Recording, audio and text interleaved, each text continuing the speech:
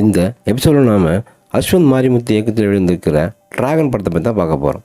இந்த படத்தோட கதையை பற்றி பார்த்தோம்னா, பள்ளியில் படிக்கும் நாயகன் பிரதீப் ரங்கநாதன் நல்லா படித்து கோல்டு மெடல் வாங்குறாரு. அதன் பின் தன் காதலை ஒரு பொண்ணிடம் சொல்கிறாரு. அந்த பெண், நீ நல்லா படிக்கிற பையன், எனக்கு கெத்தாக இருக்கும் பையன் தான் பிடிக்கும் என்று பிரதீப் ரங்கநாதன் காதலை ஏற்க மறுக்கிறாங்க.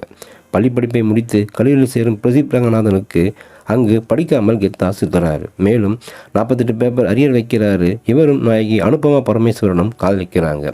கல்லூரி முடிந்து 2 வருடங்கள் ஆன நிலையில் பிரதீப் ரங்கநாதன் வேலைக்கு செல்லாமல் ஊர் சுற்றி வருவதால் அனுபமா அவரை விட்டு பிரிகிறாங்க.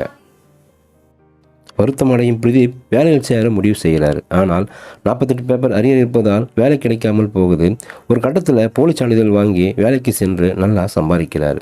பணக்கார பெண்ணை திருமணம் செய்யும் நிலையில் பிரதீப் வாழ்க்கையில் பிரச்சனை ஏற்படுது. இறுதியில் பிரதீப்புக்கு வந்த பிரச்சனை என்ன? பணக்கார பெண்ணை திருமணம் செய்தாரா? இதாங்க படத்தோட மீதி கதை. படத்தில் நாயகனாக நடிச்சிருக்கும் பிரதீப் ரங்கநாதன் காதல், நண்பர்களுடன் சேட்டை என சிறப்பான நடிப்பை வெளிப்படுத்தியிருக்கிறாரு. படிப்பு தான் வாழ்க்கை என்று உணரும் காட்சியில் நெகிழ வச்சிருக்காரு. ஒரு சில இடங்களில் குறும்புத்தனமான நடிப்பை வெளிப்படுத்தி கவர்ந்திருக்கிறாரு. இறுதி காட்சியில் கண்கலங்க வச்சிருக்காருன்னு சொல்லலாம். நாயகியாக நடித்திருக்கும் அனுபமா பரமேஸ்வரன் முதிர்ச்சியான நடிப்பால் ரசிக்க வச்சிருக்காங்க. பிரதீப் ரங்கநாதனை நினைத்து வருந்துவது அவருக்கு ஊக்கம் கொடுப்பது என கவனிக்க வச்சிருக்காங்க. மற்றொரு நாயகியாக நடித்திருக்கும் கைடு லோகர் அழகாக வந்து அளவான நடிப்பை கொடுத்திருக்கான்னு சொல்லலாம். கல்லூரி தலைமை ஆசிரியராக வரும் மிஷ்கின், விபியாக வரும் கௌதம் மேனன் ஆகியோர் நடிப்பு படத்திற்கு பலம் சேர்த்திருக்குன்னு சொல்லலாம். லியோ ஜேம்ஸ் இசையில் பால் அனைத்தும் தாளம் போட வைக்குது. பின்னணி இசையில் அதிக ஸ்கோர் செஞ்சுருக்காருன்னு சொல்லலாம்.